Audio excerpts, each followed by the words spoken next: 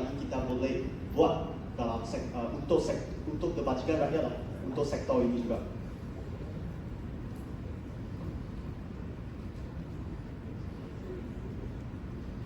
Hadirin sekalian, biar saya mulakan satu soalan untuk merangsangkan kita fikir tentang ini. Adakah anda masih yakin dengan perkhidmatan bas ke Malaysia lah? Adakah anda masih naik bas lah? Pendek kata, jarang lah. Tapi masih lagi ada 10%, lebih kurang lah secara puratan ya. Masih lagi ada 10%, maybe 1 out of 10 people masih perlu bergantung kepada mood perkhidmatan, mood pengangkutan ini. Dan yang telah dibukti semasa tempoh MCO, bas masih perlu beroperasi seperti mana pengangkutan sampah-sampah juga. Ini adalah essential, perkhidmatan essential kat bandar ini. Tak kira lah pekan kecil, daerah atau pemandaran atau bandar raya, tak kira lah saiz dia. So kita pun tahu maklumat negara kita adalah untuk mencapai 40% modal share of public transport. Okay, maksudnya 4 out of 10 orang naik public transport. Termasuk juga bas, train, taksi, itu semua. Dan di mana kita sekarang sangat-sangat rendah lah.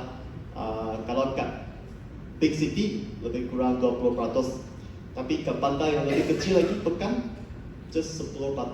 Ada juga yang lebih rendah lagi daripada 10% itu. Apakah penyebabnya? Kenapa kita tak berapa yakin dengan bas? So ini adalah soal kita dan tema untuk pembincangan saya hari ini. Sebab kita tak tahu bas bila datang. Ini adalah penyebab pencetus yang terutama. Dan dalam proses nak menyelesaikan masalah ini, saya dapati ada satu isu penyebab dia. Sebab penumpang dia tak ada masalah, dia tak tahu masalah ketibaan bas. So dia marah lah, dia pun tak suka. Naik Grab pun sangat mahal, tapi terpaksa juga lah. So akhirnya apa terjadi adalah kat tengah ini, ini adalah satu riwayat yang kitaran yang buruk lah, yang bad lah.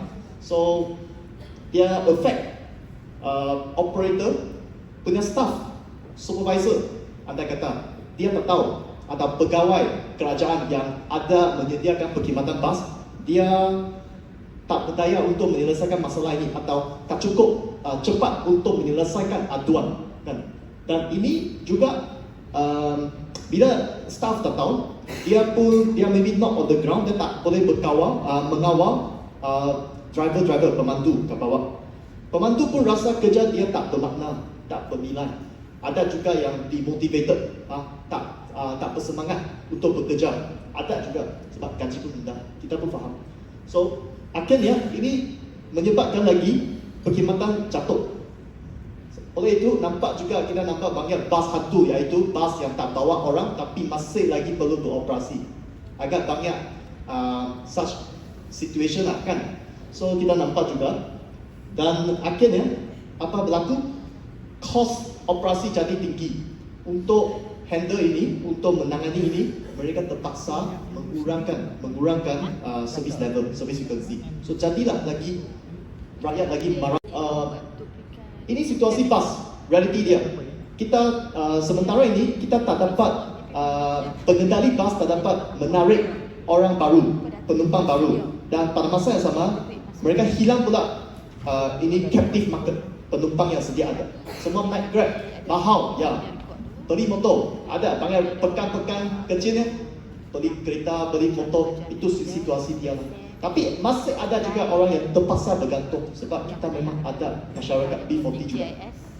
Dan I harap satu hari bukan orang yang B40 naik bus, naik train, naik public transport, bukan. Tapi juga apa-apa saja, asal dia beri kemudahan dan manfaat kepada kita naik sajalah. So pasal itu nama syarikat kami panggil Just Night. Okay, saya dari Hexon Data. So Just Night maksudnya kita nak menggalakkan lebih ramai orang untuk naik bus, naik public transport secara lazimnya. So kita dapati real time maklumat real time sangat-sangat penting untuk menarik lebih banyak penumpang yakin dengan bas, naik bas. Ini psikologi dia. Kalau you bagi real time information ETA masa ketibaan, walaupun dia tak tepat 100%, tapi agak-agak cun, okay? Mereka pun agak boleh bersabar dengan situasi ini, kan? Dan kalau bus driver dia tak jalan juga, kita pun ada solution untuk motivate dia, untuk memperingatkan dia lah untuk bekerja. Nanti kita akan mengkaji soal tentang ini. So, apa kami telah buat dalam tempoh 3 tahun ini, kita telah memberi perkhidmatan kepada pelbagai bandar, termasuk juga Bandaraya Petaling Jaya. Ada majlis bandaraya kat sini tak? DJ ada, kita pak. So, kita juga buat kerja kepada syarikat pengendali bas swasta. Ada juga syarikat bas yang beroperasi ke pekan-pekan kecil seperti Muazzam Shah. Pernah dengar tak? Tak faham, okay. So, sebenarnya saya banyak tak kenal tau. Macam pagi tadi saya jumpa seorang PPT dari Marang, ada G, dan ada lagi satu Marang, tak ada G. Yang saya pun baru tahu sebagai orang Malaysia, saya tak tahu. Rupanya satu yang ada G ni kat Sabah, betul? Kat Sabah. Yang ada G ni Marang ini kat Terengganu. Saya pun baru tahu. So, saya belajar juga hari ini. So, saya harap semua boleh bagi saya tunjuk ajar lah. Terima kasih banyak. Alright. So, kita percaya kalau kita beri maklumat real time, memang boleh menarik balik keyakinan rakyat lah. So, kita beri dalam bentuk aplikasi, beri maklumat, okay? Dan pada masa yang sama, mereka juga boleh, rakyat juga boleh mengambil kesempatan untuk memberi penilaian terhadap perjalanan yang tadi mereka buat itu. Seperti Grab, kalau tinggal kat bandar tahu kan, Grab, selepas kamu naik taksi, setiap perjalanan anda perlu isi itu rating 5 star, bagi komen macam tu kan. Sama juga kita nak terapkan unsur-unsur, elemen-elemen ini dalam perkhidmatan bas. Dan juga tadi kita bicara tentang soal driver, pemandu, mereka rasa tak motivasi, semangat rendah kan. So kita juga nak terapkan tips. Penumpang kalau you rasa driver ini bagus lah, sikap dia bagus, semua bagus, I nak bagi dia tips, boleh tak? Walaupun sikit-sikit, tapi lama-lama jadi bukit, mereka pun happy kan. So ini cara kita untuk memberi motivasi kepada driver. Dan aplikasi yang ini, Journey Planner ini juga, dia juga boleh digunakan untuk bayaran, scan QR, cashless payment, juga boleh bayar untuk anak-anak, kawan-kawan, beli untuk orang lain juga boleh. Dan ada lagi kita boleh menyokong berbagai cara untuk berbayar.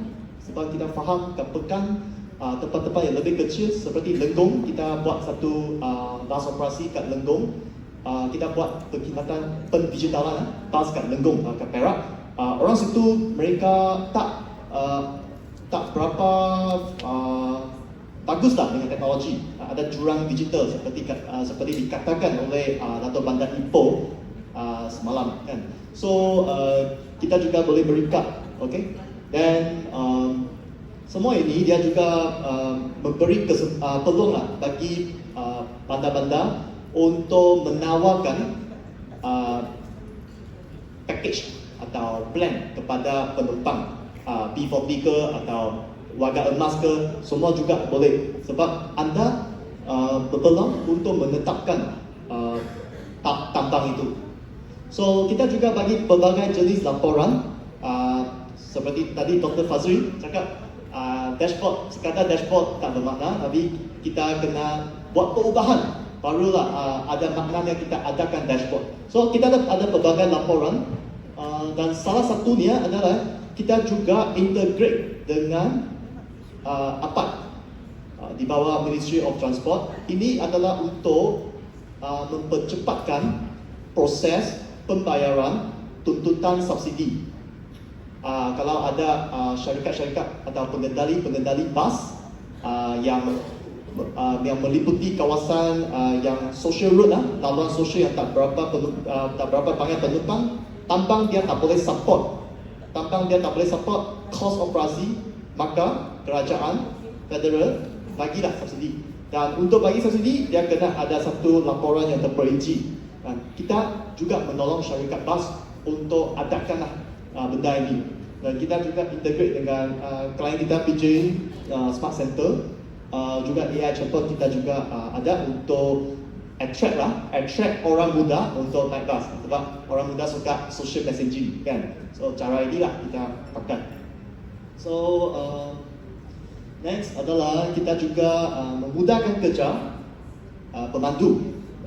Kita believe, kita percaya, kita yakin semua pemandu adalah orang baik yang nak melaksanakan tugasan dia dengan sempurna. Cuma mereka terlalai so alat kita juga memperingatkan pemandu kalau ada penumpang sedang tunggu kat perhentian bas yang depan. Yes. So asal penumpang ada subscribe, dan bolehlah kita beri peringatan kepada driver juga. So macam tu, driver dia akan rasa ada makna kerja dia, ada makna. Dan ini penting sebab solution dia kena humanitarian, dia kena berasaskan keperluan psikologi ada manusia. Kita kena solve masalah ini, bukan sekadar alat saja, seperti mana yang telah dibentangkan oleh pembentang-pembentang yang lain. So kita beri makna, kita memang nak berusaha ke arah itu untuk memberi makna terhadap kerja-kerja pemandu. So salah satu adalah kita beri bukti slip habis kerja, habis setiap trip kita beri bukti, mereka boleh nampak pungutan mereka, dan ini juga give transparency lah kepada syarikat pengendali mereka juga. So kita cubalah membaiki hubungan antara tiga pihak ini, penumpang, pemandu dan pengendali bas, iaitu bus management. Kita nak membaiki hubungan ini, barulah kita boleh mempertingkatkan kualiti perkhidmatan pengangkutan awam atau bas terutamanya. So analisa kita juga ada beri macam dari penumpang dari mana ke mana. So benda ini agak bagus untuk planner. I ingat semalam ada banyak juga planner dalam kalangan kita semua ni. So ini juga salah satu data yang boleh digunakan, dimanfaatkan untuk perancangan bandar. Sebab trust me, tak ada orang lagi yang lebih sesuai daripada bandar sendiri. Bukan federal, bukan state, tapi PBT sebenarnya. Kamu lebih faham keperluan transport ke kawasan you. Pun mungkin state lah, tapi definitely not federal lah, I rasa. Okay, and then juga boleh digunakan untuk after you dapat semua data ini, kamu juga boleh digunakan untuk buat claiming, seperti mana kita ada case macam mereka pakai laporan kita sebagai dokumen sokongan untuk justify pembayaran klaim kepada pengendali bas yang memberi perkhidmatan kepada bandar-bandar atau pekan-pekan tersebut. Ada juga case macam tu. So kita pun faham nak buat operasi, nak maintain operasi bas ini sangat high cost, sangat tinggi lah cost dia. So kita juga kena kreatif lah. Dan di sini walaupun buat masa ini kita belum ada, tapi kita harap dengan feedback semua, dengan bantuan semua, nanti kita juga boleh adakan such model lah. So model yang ini adalah kita believe, kita yakin kalau ada penumpang naik bas dan ada tak semestinya bas saja, tapi ya start from bus. Kalau ada, then mereka juga boleh melibat diri dalam aktiviti-aktiviti dalam bas, seperti mereka boleh buat tengok iklan. So semua ini keuntungan ini juga boleh diberi balik, disalurkan balik kepada pihak kerajaan supaya operasi cost boleh di offset lah, operating cost boleh di offset sikit lah. So yalah, kita pun nak ke arah situ supaya operasi bas beban dia tak jadi begitu beban pendek kata. So dan kita memang committed terhadap growth perkembangan kejayaan setiap syarikat bas, tak kira kecil atau besar ataupun government kerajaan yang membekalkan perkhidmatan bas atau nak membekalkan tapi tak ada alat, tak tahu ada jurang digital, boleh juga bincang dengan kami sebab kita memang happy to help. So that is tamat, is it? Okay, alright. So just conclude with one minute is that misi kami adalah untuk mempercepatkan pelaksanaan pendigitalan bas ini. Setakat ini kita sudah ke beberapa bandar, ke Perak, ke Melaka, dan juga Pahang juga ada beberapa bandar-bandar kecil. Dan kita yakin, kita rasa pada masa ini kita sedang buat semua ini adalah proses pendigitalan sahaja. Proses pendigitalan sahaja. Dan tidak lama lagi kita rasa akan pergi pula ke pembayaran yang lebih berbagai cara. Kita harap hari itu boleh sampai dengan kerjasama semua orang dan akhirnya dia boleh expand tidak sahaja sekadar bas saja tapi juga boleh ke other mode of transport. So ayo kita berganding bahu bersama-sama untuk merealisasikan impian negara kita sebagai smart negara, menobatkan nama Malaysia ke pesawat dunia, jadikan ini satu realiti lah. Dan yang penting adalah kita semua boleh dapat maklumat, awareness, knowledge semua dengan jadi sebahagian MSCA. Alright, okay, itu saja. Terima kasih. Thank you.